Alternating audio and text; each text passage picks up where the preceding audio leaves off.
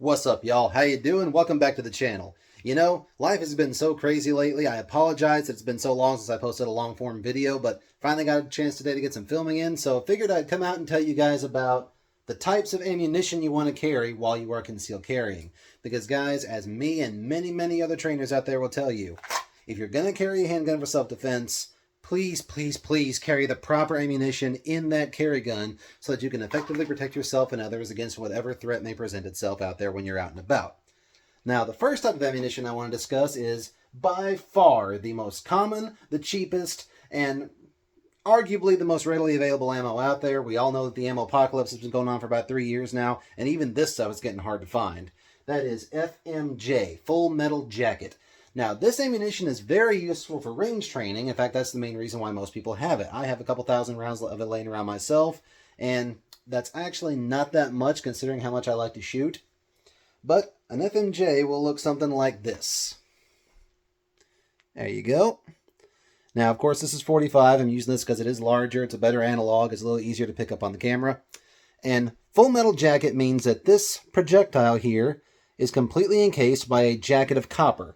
Now, what that copper jacket does is it allows this round to slide down the barrel of your firearm without leaving as much leading, as much fouling, as much stuff behind in your barrel that could gum up that rifling and affect your accuracy. Now, within this copper jacket, there is a lead projectile. The copper is molded around that lead because in the old days they used to use bare lead, and you can still get bare lead ammunition, but it's not very common anymore. It's not very popular because, again, it does foul up your gun a lot faster. Now, this stuff is really good for range training, as I said. And in a 45, like this one, or even something like a 357 Magnum, 45 Long Colt, 44 Magnum, one of the big revolver cartridges, this actually can be pretty decent for self-defense, rather. But, I see a lot of people making this mistake, so I want to make sure I communicate it clearly to y'all. Anything smaller than a 45, I would not recommend carrying Full Metal Jacket ammo. And yes, I know, the military carries Full Metal Jacket ammo in their handguns. In fact, this round right here, the 230 grain 45 ACP, this was the standard issue carry ammo for the United States military for better part of 70 years, actually. Actually, to take that back, it's still being carried to some extent. A lot of Special Forces units, well, the Marine Corps just gave up their proprietary 1911, but a lot of units within the U.S. military still prefer the 1911 over, say, the Beretta or the new M17, M18 handgun platforms. And in a 45, it's actually pretty effective. John Moses Browning designed this to be able to stop a 200-pound man mid-stride while running. So he actually had a lot of performance in mind when he designed this cartridge. However, in a 9mm, do not carry Full Metal Jacket ammunition. Ask anyone who has ever had to use their service handgun in the military. 9mm FMJ sucks for taking out an angry opponent. I talked to a guy one time who actually had an M9. This is, of course, back before they switched to the new SIGs. This would have been, I think, 08 or 09, he said, when this happened to him.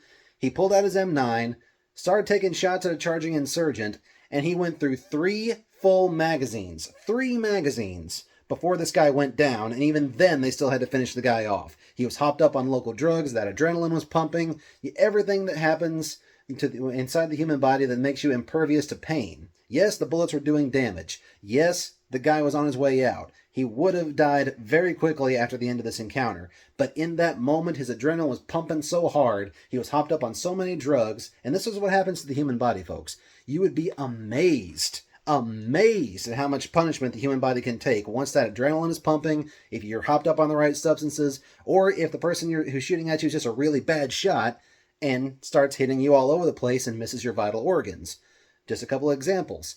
There was actually a very famous example of a Navy SEAL. I forget his name. Someone in the comments, please correct me here. I feel bad for not remembering him. But he was actually ambushed, him and his guys, over in Iraq. He was shot 27 times with various ammunitions. He was shot with 7.62x39, 5.45, 9mm. I think there was an M4 in there that the insurgents had taken off a dead comrade of his at some point. Not only did he survive, but he killed all the people who were attacking him, got up and casually walked back to his helicopter and was exfilled out with the rest of his men. Now, thankfully, he was wearing body armor. So his body armor protected his vital organs, his vital areas of his body. But he was also shot both arms, both legs, shoulders. I think there was a headshot in there somewhere. This guy took a lot of rounds, and he was still standing. Cole Younger during the Northfield, Minnesota raid by the James Younger gang back in the 1870s. He was shot, I believe, 18 or 19 times.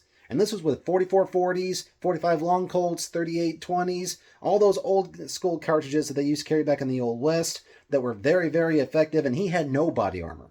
Even back then, they said it was amazing that he was able to survive this. Also, not only that, I hear a lot of accounts from cops and armed citizens, especially up in St. Louis, who they get attacked by a homeless guy who's hopped up on something, some gangbanger who just took a shot of something, and they actually pour lead into these guys, and they do not go down. There was a video, I believe 2 years ago, of a Mexican cop who was attacked by a man with a machete, pulls out his Glock 17, empties all 17 rounds into this guy. He doesn't even flinch. Gets to the cop, takes him down. Unfortunately, I believe the cop passed away. So, I said all that just to tell you that if you're shooting something smaller than a .45 or say a big caliber revolver, please don't carry FMJ in your carry gun. It's not going to end well.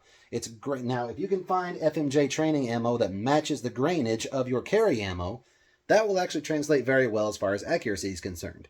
It usually won't be a perfect one-to-one. Usually hollow points fly a lot different than FMJ, but if you can get the right grain weight and you're training at a close enough distance, let's say self-defense distances of about 10 yards and in, the difference is rather negligible. You're not going to be cutting holes the same way you would with a FMJ if you're using hollow points, but your variation is going to be very, very small. You're still going to be able to put rounds on target, say if you're shooting for the circle on my shirt here. Now, I just brought up hollow points. That's the next style of ammunition, and this is the most common type of ammunition used for self-defense. Now, here I just have it written as HP. That's just shorthand. That's usually how you see it on the ammunition boxes. The HP, again, stands for hollow point. Hollow points are by far the most common type of ammunition used in self-defense scenarios, and they are arguably the most effective. Now, I just say hollow point here because I want to keep this general. I want to keep it very simple for people who are uninitiated or new to the firearms world. I say that because the term hollow point has many, many, many variations, and oh dear Lord, there are so many types of hollow points out there. You've got your train and defense hollow points. That's the ones that perform basically like FMJs. They're usually on the cheaper end. They don't have quite the flaring or the etching that these hollow points have. These are actual Winchester self-defense hollow points. And also sometimes you'll get Hydra-Shok hollow points. Hydra-Shok hollow points have, I don't know if you can see in there, but within the cavity of this round doesn't have it, but in a Hydra-Shok, you'd see a small lead rod in there. Now, the point of that rod is that whenever this hollow point hits something solid, well, not solid, something soft and fleshy, rather, not only will this round expand on impact, but the hydrostatic pressure created by that small cavity with that small rod inside, it's going to displace enough energy that it is going to double or even triple, in some instances, the amount of pressure and velocity that is transferred into that target. And the reason why hollow points are so effective is because, just as I said, when these rounds enter a target, what they do is they have, let's say my hand here is the hollow point. Now you can see there is a cavity inside the bullet. When that bullet enters something soft, something that creates enough static pressure to fold the top and the edges of that cavity away, it is going to mushroom or expand on impact. And as it goes in, it's going to go flat for a very small period of time. Then it's going to mushroom out. And this is going to be spinning as it does this. And also you'll notice that on the inside of this round, you can see the lead core. That's because the jacket of copper that is around this bullet is actually going to shred away. We call it the flower effect or the blossoming effect. These pieces of copper are actually going to shear away, and it's going to expose that lead. The lead is going to expand even more because lead is a very soft metal, and it's already very hot when it hits its target. And that is going to create catastrophic damage on whatever human, animal, whatever target it is that you're shooting at. That's exactly what you want in a self-defense scenario. I know it sounds very visceral, it sounds very brutal, but trust me guys, if a person or an animal is trying to kill you in the moment, you want to cause as much damage as humanly possible to that target in order to ensure that that target goes down, it is no longer a threat, and it leaves this world as fast as possible, so therefore securing the situation for yourself, your family, whoever else it is that may be around you, and thus ending the threat. That's all I can say. And below hollow points on here, I have another type of ammunition which unfortunately I do not have. They're very expensive and they're extremely hard to find right now. Basically, unless you're in the military or say an air marshal or something like that, you are not going to find this type of ammunition. But if you can find it, it is very sought after for home defense, vehicle defense, crowded areas, let's say a city where you're going to be around a lot of people and there's a risk of over-penetration. That is going to be frangibles. Frangibles act a lot like an FMJ. Let me find it here. There it is. They look a lot like an FMJ, but usually they're colored. They're usually blue, sometimes orange. I think there's a company that makes red ones. That's because a frangible bullet is not a lead projectile with a jacket of copper around it. A frangible bullet is actually very, very finely ground dust that is usually has a color applied to it. It makes it easier for evidence gathering purposes. And then that dust is compressed down to form the shell of or the shape of a projectile, and then it is loaded like a conventional projectile. The difference in frangible and, say, full metal jacket is a full metal jacket bullet, whenever it hits a soft target, this actually just keeps on going. Now, there is the temporary cavity where the energy is transferred from the projectile to the target, and you'll see a lot of slow-mo shooting tests. I wish I could do one, but I'm just too poor to pull that off right now. I highly suggest you go over to, let's say, Tactical Rifleman. Garantham makes some awesome ones. He's got those fancy gel torsos. But anytime you can see a YouTuber or a shooter or an instructor or anything shooting into a block of ballistics gelatin, you will see that when the bullet enters that target, it transfers all of that kinetic energy into the initial point of contact with the target. You will see not only a wound tract where the bullet itself went through, but this massive expansion. We call it the wound cavity or the wound tract. It just explosively contracts inside that target, creates this wave of energy that just bounces around in there until it expends itself, and of course the bullet will keep on traveling through the target as an FMJ usually will. Now, going back to the 45 FMJ, again, this is one of the reasons why 45 FMJ is so effective, because a 45 FMJ is usually traveling at less than 1,000 feet per second. It is one of the only commercially available subsonic rounds that is still effective. And the reason that's a good thing is because when this round enters a human body, let's say, if it hits a major bone, like say a shoulder blade or a hip bone, it's going to stop. It is going to expend all of its energy. It may go through the bone, but it's probably not going to exit. Now, if it hits the soft bits of the body and doesn't encounter any bone, usually this will stop within the human body. It tends to tumble and it tends to expend all of that kinetic energy initially on impact. Now, the FBI has a standard for their handguns, and their ammunition must be able to pierce 18 inches of ballistics gel at, I believe, 20 meters. I think that's the distance they shoot. I don't know, somebody in the comments can correct me there. But the 45, the reason they don't use that anymore is because it doesn't have that 18 inches of penetration. Now, the 40 S&W that they switched to way back when, it does. The 9mm will do that all day long. A 9mm FMJ will zip right through a human body like it's not even there. Then you get up into 357 Magnum, 44 Magnum. They will go right through, but they transfer a lot of energy because those rounds have a huge amount of energy behind them. Those things are loaded to take down bear and dangerous game. So when they hit a human, I'll put it this way, it's just not pretty. It is very disturbing to see the aftermath of that. But, as I say, 45 FMJ, or especially 9mm FMJ, will overpenetrate. They will go straight through a target. 45 not so much, but definitely 9mm.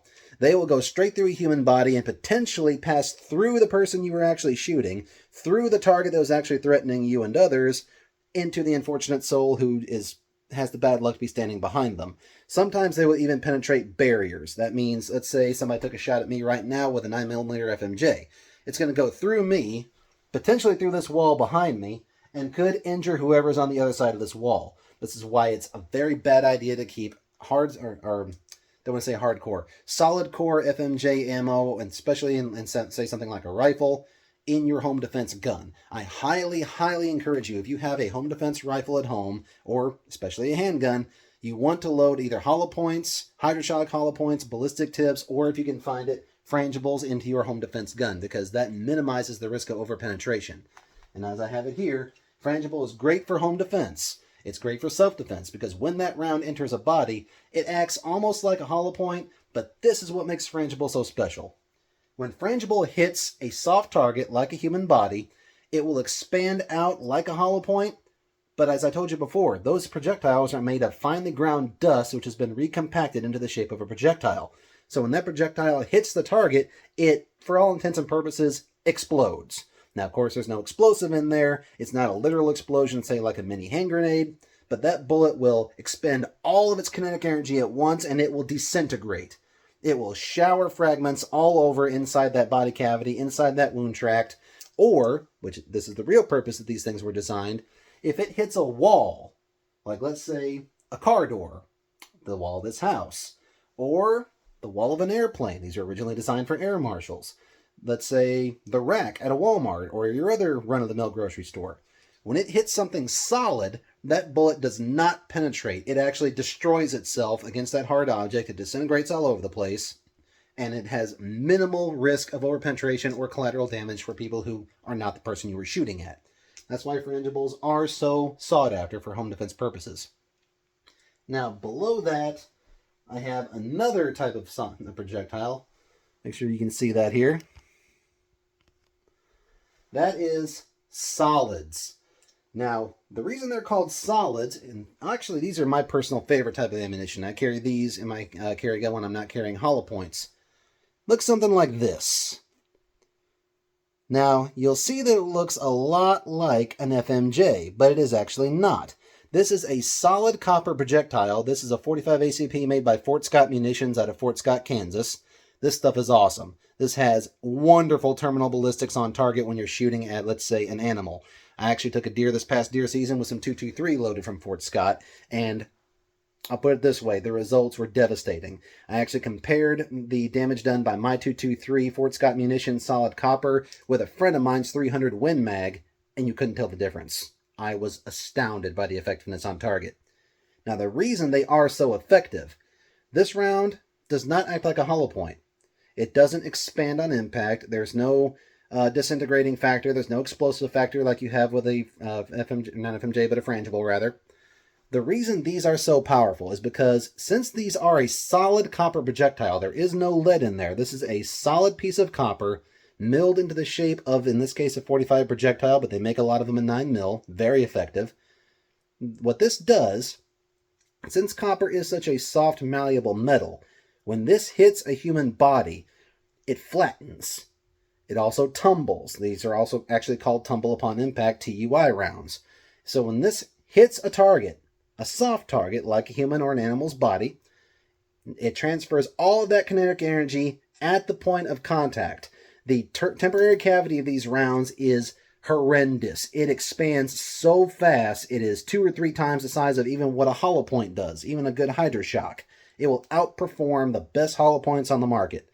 And they are also relatively cheap. I feel like I'm doing an infomercial for Fort Scott here. Don't worry, nobody has paid me. I am just a very satisfied customer. Love these rounds. They have been very good for me in the applications that I've used them in, hunting and self-defense and such. And also, one of the big things about these type of rounds, I've never seen a test on a pistol round, but I know with the rifle rounds that they use, very, very good penetration. Because since this is a solid piece of metal, there isn't a secondary piece of lead in there that will bend itself out of shape, will flatten against a hard object, let's say a piece of concrete or a very stout wall. These will actually penetrate most barriers. I've seen them penetrate car doors. I have shot through brush with them, no problem at all, where normally brush would defeat a 223 round or a 9mm. I've seen it cut through brush like a hot knife through butter. Also, they've done some limited testing on these against Kevlar. Let's say bulletproof vest. I hesitate to say the same stuff that the cops wear, but the cops do wear Kevlar vests. Unfortunately, they're also becoming very popular with the nefarious types. A lot of gangbangers are running around with body armor. A lot of bad actors out there over the last couple of years are running around with body armor on. So these solid rounds actually have some armor penetration capability. Now, once they do penetrate that vest, they're going to lose not all, but a lot of their terminal effectiveness on target. But hey, you defeated the body armor. That's really all you wanted to do. Plus, body armor only covers the torso, the vital areas, plenty of other areas to choose from as far as targets go. Now, I would not use these if you're in a crowded area. That's one reason why I carry hollow points instead of these all the time. Because since these are so effective at penetration, if they hit something soft, you're good. 9 times out of 10, these will stop inside a human body. They will not overpenetrate. Even if they do overpenetrate, there's very little kinetic energy left over. They usually just fall to the ground or bounce off the nearest object. But since you always have that factor that you may or may not miss the target that you're shooting at. Since these are so good at barrier penetration, if you are in, say, a grocery store, your home, a crowded area, say an apartment building, or you're actually in a crowd whenever the bad situation pops off, there's a very high risk of arm penetration with these as far as barriers, cover, and things of that nature. It's great if you're taking out Mr. Bad Guy who's hiding behind that shelf. Very bad if you miss Mr. Bad Guy, bullet goes through 2 shelves and hits the poor lady who's trying to run away 2 aisles over. You do not want that on your conscience, guys. You absolutely do not. This is one of the big reasons why ammo selection is so critical whenever you're choosing your carry ammo. It's one of the reasons I'm making this video, why a lot of other gun tubers out there have made similar videos in the past. Because, folks, as we in the gun community like to say, every bullet has a lawyer attached to it. You can't call it back. Once you draw your firearm, you take an aim at that target, and you squeeze that round off, whatever happens next is 100% on you. It does not matter what Mr. Bad Guy was doing a minute ago. This guy may have walked into a Walmart with an AK-47 intent on mowing down as many people as he possibly could. But when you engaged him and you took that shot and you took him down, it became your fault. We've seen this a million times over the last 3 years. Look at what they're trying to do to Daniel Penny up in New York right now. Look what they try to do to Kyle Rittenhouse. What they did to that poor guy down in Texas who literally defended himself against a guy with an AK-47 who was trying to shoot him while he was driving his Uber passengers around. Guy pulled out a .357 Magnum, shot him 5 times, saved his life and the life of his passenger, sped out of there. Now Texas court has sent him to jail for 25 years for first-degree murder. Why? For political purposes, of course. But also because this is the problem with self-defense. It shouldn't be like this. In my opinion, and in many other people's opinions out there, it should not be like this. We have the Second Amendment for a reason. We are able to legally defend ourselves against a threat, be they government, be they an offender, a dangerous animal, whatever. We have the right to self-defense. But in many places around the country, especially these blue states, it's becoming harder and harder to defend yourself and others. So that's why choosing your ammo is paramount. I cannot stress this enough. In fact, I would say that it is a more important choice choosing which ammo you carry than what type of gun you carry, what kind of holster you carry it in, the magazines you use, the accessories you put on your gun, let's say a red dot, a light, a laser, whatever. The most important choice you can make when it comes to your carry ammo is, or your carry gun rather, is choosing your carry ammo. And also, I want to throw this out there, because this has been a bone of contention in the gun community for quite a while. I've laid out all these different types of ammo, but one thing I haven't mentioned is reloads. A lot of guys out there reload. I reload. It used to be a lot cheaper than buying factory ammunition, but lately you can't find primers to save your life, which is why I hardly do it anymore. But there's been an issue in the last 10 years or so of people carrying reloaded ammunition in their carry gun. People say yes, people say no. My personal opinion, I would never do it.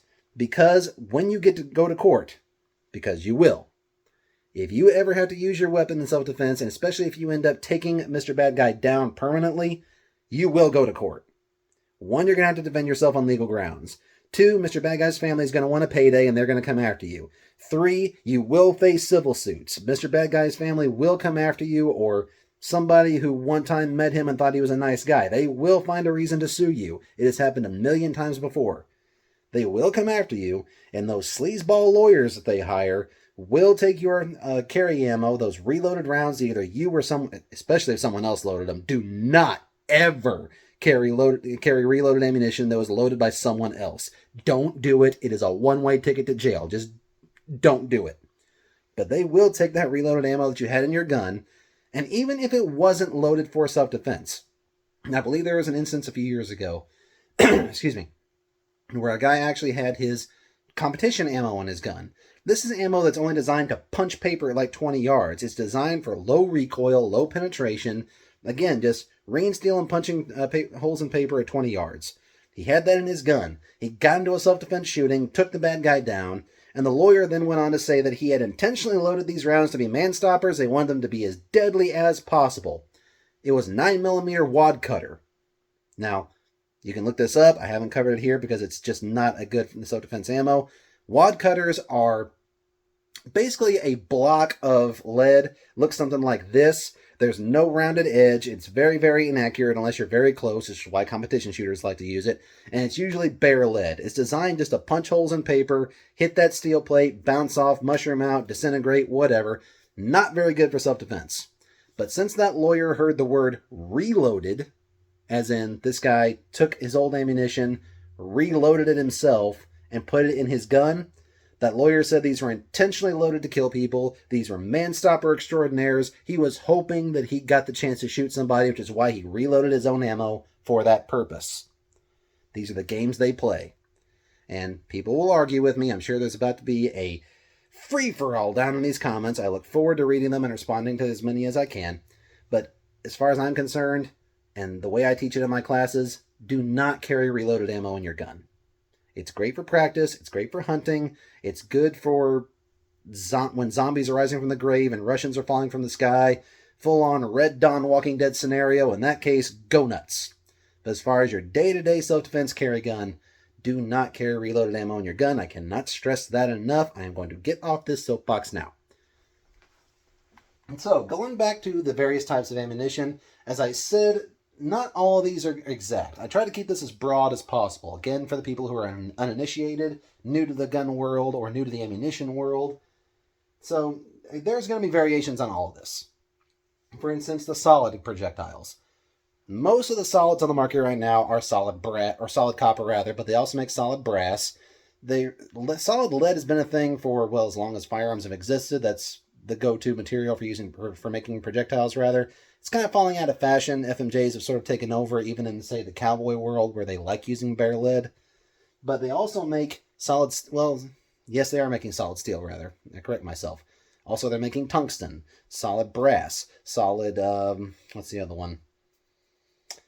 Oh, there's a couple other materials out there that they're experimenting with. But solids come in many, many flavors. I highly recommend copper, and again, highly recommend Fort Scott Munitions. And let me reiterate, not a shill, nobody paid me anything. I just really love that ammo. Highly, highly recommend it.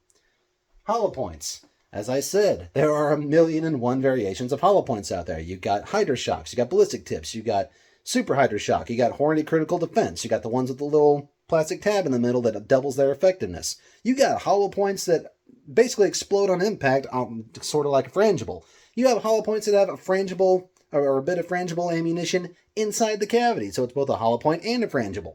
There are so many things, so many variations people have made about ammunition. I could not possibly cover it all in one video unless I made it like 3 hours long. And as long-winded as I am, I just don't have the time to do that today because I have plans later this afternoon. Also, another thing that I'll bring up as far as all this ammunition goes. Price. This is the thing that's going to trip a lot of people up. As I've said, the ammo apocalypse has been going strong for about 3 years. Ammo prices are starting to come down, but they're still way, way higher than they were, say, 4 years ago. I still remember the days when I could get 45 ACP FMJs for about 18 cents a round. Now I'm paying about triple that. That's the problem. Your FMJ, your training ammo, is as cheap as you're going to get it. I believe a box of 59mm at my local academy the other day was about $24. That's way higher than it used to be, but that's about what you're going to expect to pay for most FMJs. When I buy my 45 FMJs, it comes in a box of 50, I'll pay about $32. Now when I buy my hollow points, the really good hollow points, say the Hornady Critical Defense, the stuff that only comes in a box of 20, it's designed specifically for self-defense, looking at about $1.25 a round. $1.50 if you're getting the 45 really, really good stuff. 9mm, yeah, about $1 a round for the really good hollow points. You can get the Federal Train and Protect. That's kind of a cross between an FMJ and a hollow point. It's designed to perform like an FMJ, but it's actually a hollow point. It's cheap on purpose. It's designed so you can train with your hollow points and carry them at the same time. You're going to pay about 50, 60, 70 cents cents per round on that. Still very effective. Not as effective as the good stuff, but it will get you through in a pinch. Frangibles. Oh, good Lord. Like I said, I have never owned frangibles. I don't own any. I want to get my hands on some, but last I heard, those are between $2 and $3 per round. Per round, guys. That is one of these little bullets. $2 or $3 each time you pull that trigger. And it's also going to depend on caliber, because 45 is more expensive than 9mm. .40 S&W, it's right up there with .45. .357 Magnum, you're going to pay for it. .44 Magnum, buck around, no matter how you do it. No matter how you slice it, buck around easy. I was looking at some .45 Long Colts for my cowboy revolver that I usually carry when I'm out hunting the other day. $65 for a box of 50 lead cowboy action loads. Those are very light loads, again designed just to punch paper and ring steel at about 15 or 20 yards. Crap for self-defense. Cannot use it. So that's going to be another factor to consider when you're choosing your carry ammunition. I highly recommend you go out and buy a high amount of the FMJ ammunition, small amount of the hollow point ammunition in the same grainage weight, because that way you can get your training in with the FMJ and carry the hollow points in your gun on a day-to-day basis. Now again, the hollow points are going to have a slight deviation from your FMJ. And I mentioned grain weight. This is another thing that people like to think about whenever they're choosing their ammunition. A grain weight is going to be the weight of the actual projectile which is contained in this round. Because, as we all know, a cartridge, or generically called a bullet, consists of several things. You've got your primer, your casing, the powder inside that casing, and the actual projectile that is going to go downrange whenever you squeeze that trigger. Now, the weight of this projectile is going to affect your accuracy. This, for instance, is a 230 grain hollow point. It's the exact same weight as my FMJs. That way I can train with my FMJs and, again, carry these on a daily basis and still have, if not the exact same amount of accuracy, a very, very close proximity to the same amount of accuracy. Again, there's going to be some deviation in there. Also, a lot of guns, especially the older designs, they don't tend to like FMJs, or hollow points rather. They love everything cycles FMJ, but hollow points can sometimes be a pain. You're just going to have to work that out with your individual gun. But going back to grain weight, the heavier bullets are going to have more effect on target, but they're not going to be as accurate. The lighter rounds are going to be super accurate, usually with a lot less recoil, but they're not going to have the same effect on target. Again, .45 ACP, this is a 230 grain. Now, when I'm shooting my Fort Scott munitions, you can't get 230 grain in the solids for some unknown reason, so they make 185 grains. 185 grains, great effect on target. I've seen some really good ballistics tests with this stuff, but my gun doesn't like it very much. When I shoot it at 20 yards, it's shooting about 3 inches high from where my regular FMJ and hollow points are shooting.